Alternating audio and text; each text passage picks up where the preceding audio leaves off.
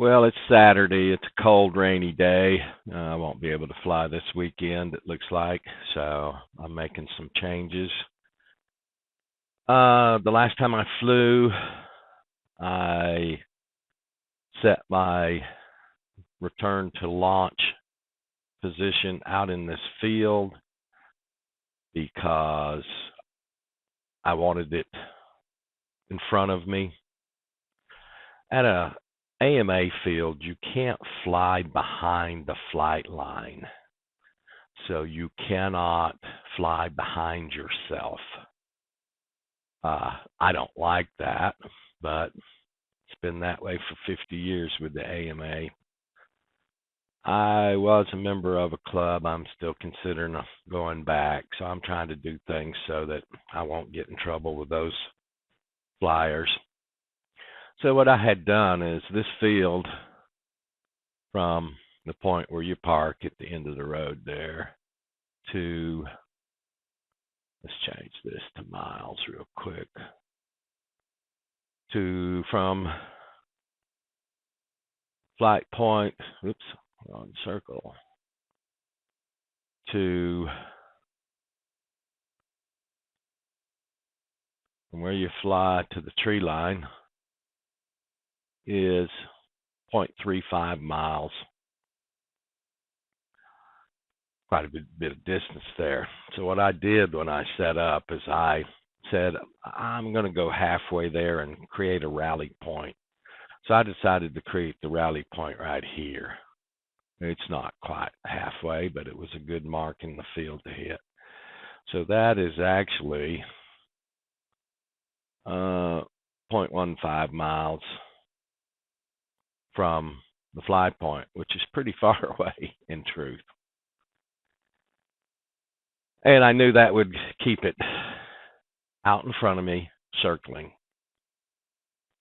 So the default for the circle is 60 meters.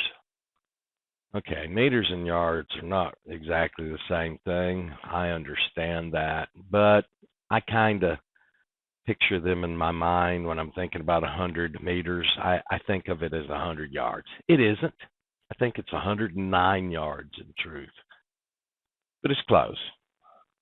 Just for general thinking, I find that a good way to think about it. So from this point out, 60 yards was giving me a circle, 60 meters, whatever, giving me a circle about like this in the field. So even the close part of that circle was fairly far away, which probably contributed to my being able to see the model. Also, that 60 yards, that's a pretty tight circle. You saw that the plane was rocked over about 45 degrees, and really at points I wasn't paying attention to the throttle position because of my nervousness that day. It was trucking around the circle pretty quick. I really do think that circle's just too small. So I'm going to change that circle to 100 yards. 100 meters actually in the thing. And it'll be that large of a circle. But I'm also going to bring the center point of that circle back this direction, like this, so that my rally point is here. Rally point in Ardu Pilot, when you go return to launch, the plane, quad, rover, boat, sub, whatever, will circle the takeoff point or the nearest rally point. You can come out here in your field and set down rally points. And if you hit return to launch, it will go to the nearest rally point. So I set a rally point out here. I'm going to move that rally point to right in here. And that way my 100-yard circle, 100-meter circle, will be, part of it will be coming over my head, but all of it will be in front of me. And that will satisfy most AMA fields, so you won't get hollered at like I did. I was in an AMA club. I doubt I went to the field 4 times because got in trouble all 4 times. Even the time I went there alone, I got in trouble because I published the video of what I was doing there. And one person in the club sent that back to the president, and I got chewed out for flying behind the flight line. I didn't actually fly behind the flight line. The wind blew a novice pilot behind the flight line. I actually put the platform on the ground at that point instead of trying to fly it back in front of the flight line where it could have gotten worse. But nobody cared about that. Anyway, so that's the changes I'm going to make. I'm going to change the radius of the circle to 100 meters, 100 yards. And I'm going to change the center of the circle. You can see that's going to change it radically. And that'll get it circling closer to me where I can see it easier. And I think that's going to make everything easier. When I pull it out of return to launch here, then I'll be flying ovals, whatever, back and forth in this area. And it'll be much better, in my humble opinion. But for the maiden, I stuck it halfway between me and the tree line here. These trees are 80 feet tall or so. And if you fly behind them, you're blocked from view. So that's why I did that. So that's the changes I'm going to make there. And that's as hard as on Ardu. The return to launch radius is set right here. Return to launch RTL underscore radius. It's right here. Now, this is 0 by default. So if you put a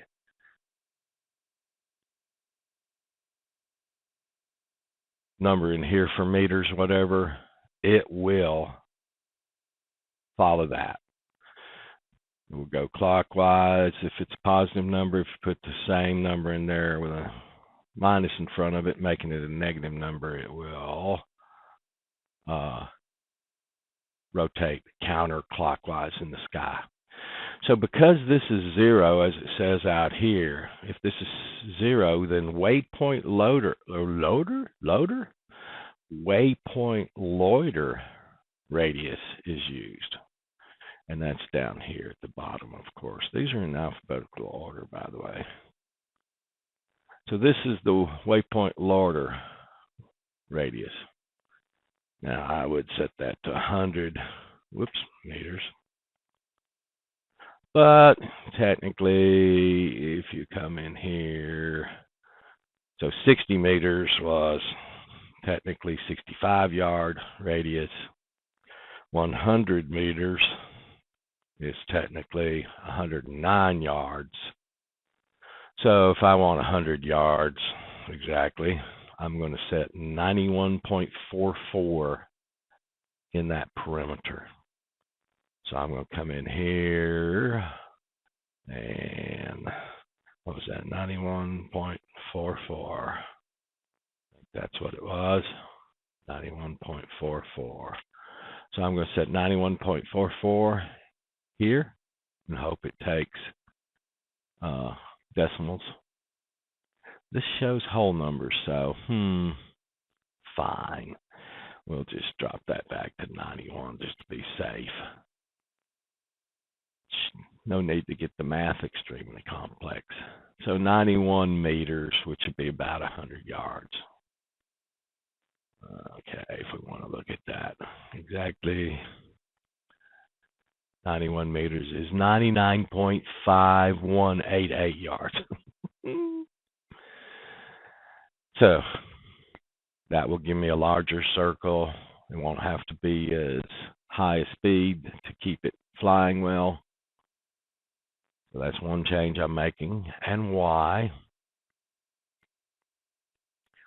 The other thing I'm going to do on the next flight is I'm going to do a first flight of airspeed calibration. And that's real easy to do.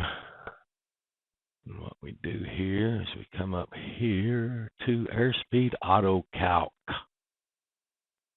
And we change this from a 0 to a 1. Write that out. Now the platform is ready to fly an airspeed calibration flight. It will have a return to home loiter radius of 100 yards, so it won't be quite as crazy as last time. And so what you do is you throw it up. I will throw it up and pull it into return to launch. Let it start circling that point. And then you just relax for 5 minutes. And at the end of 5 minutes, you land it and write out the perimeters using this function, and then save them to file using this function. Because what that will do is that will change this number. This number will be modified every 10 seconds. No, every 2 minutes. A new airspeed ratio will be written to this value right here. And so after 5 minutes, that'll be probably 6 minutes would be a better airspeed calculus. 6 or 7 minutes.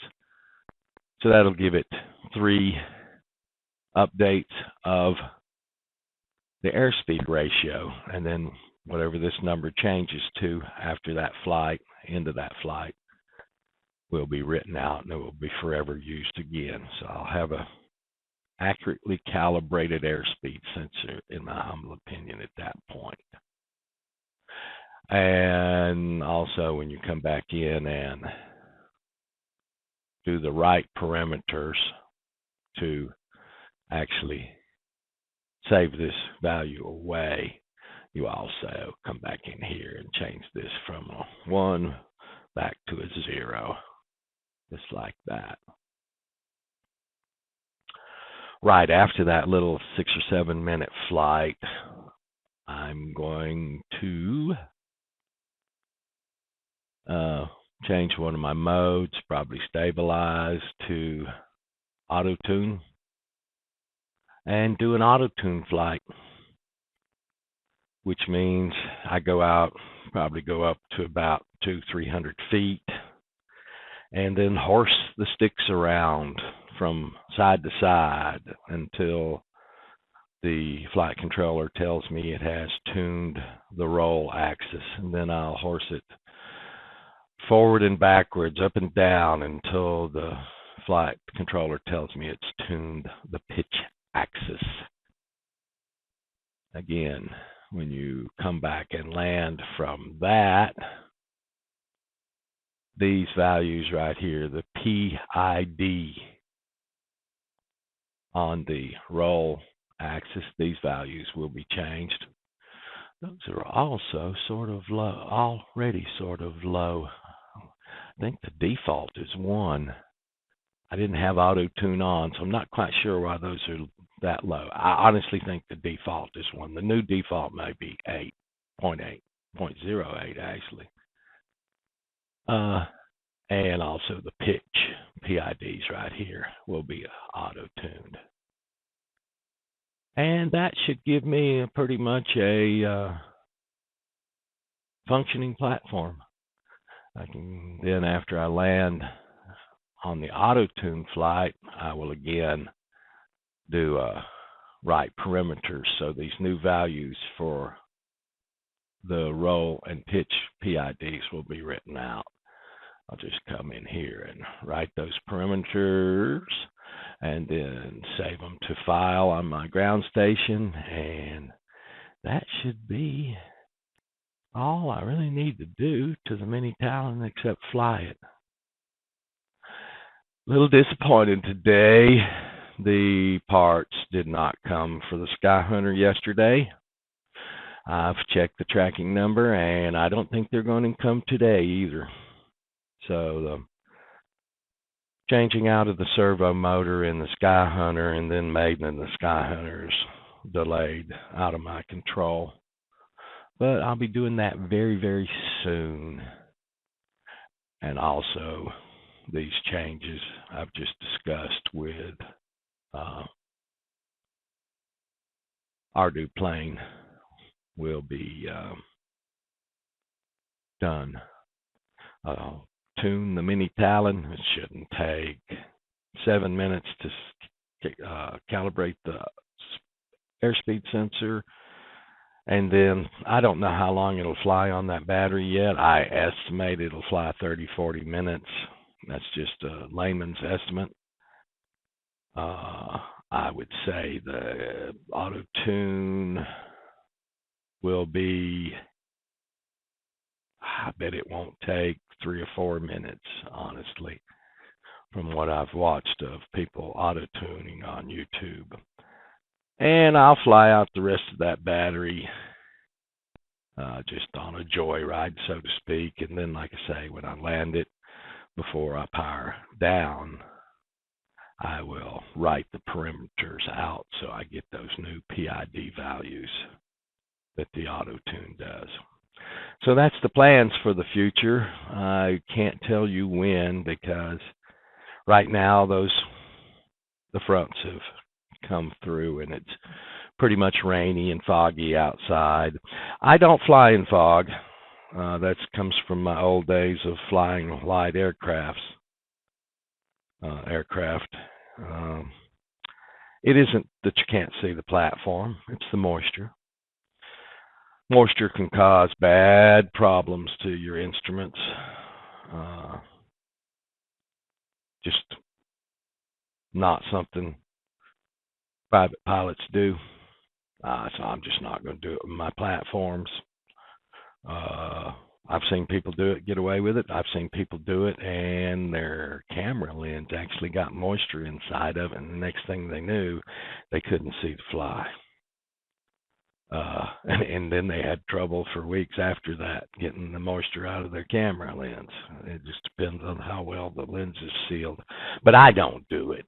It's a standard no-no for private pilots and light aircraft.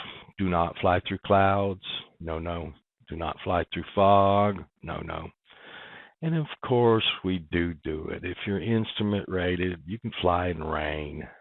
But that's a case of you had to do it. You didn't do it for fun.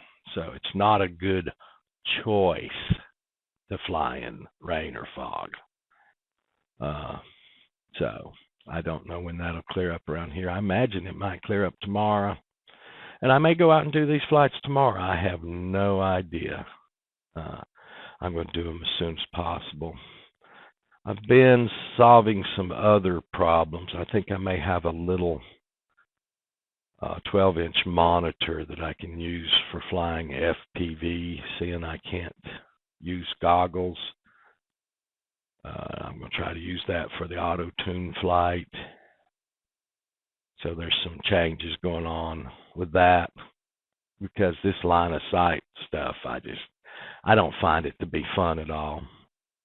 I never found it to be fun at a AMA field with the quads and stuff that I could fly quite well, to be flying in front of me at a flight line in a big circle like a stock car race. Never liked stock car racing either. I prefer road racing, drag racing, something like that. Just going around in a circle all day is just totally not my thing. I just don't like it. If I'm going to race a car, I want to do hill climbs or road racing. I got no use for roundy. Just me personally. It's a sport. People love it, and they're welcome to it, but it's just not for me.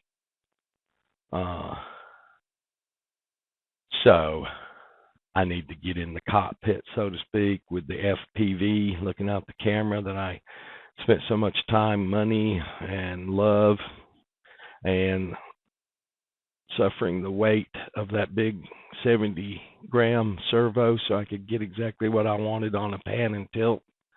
And I did the pan and tilt so I can look around every 5 minutes for situational awareness, just like I do in a real airplane when I was out flying.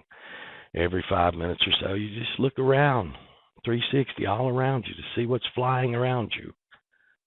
I've got some other models here. The Nano Talon and stuff has a fixed camera pointing straight forward. I don't like that.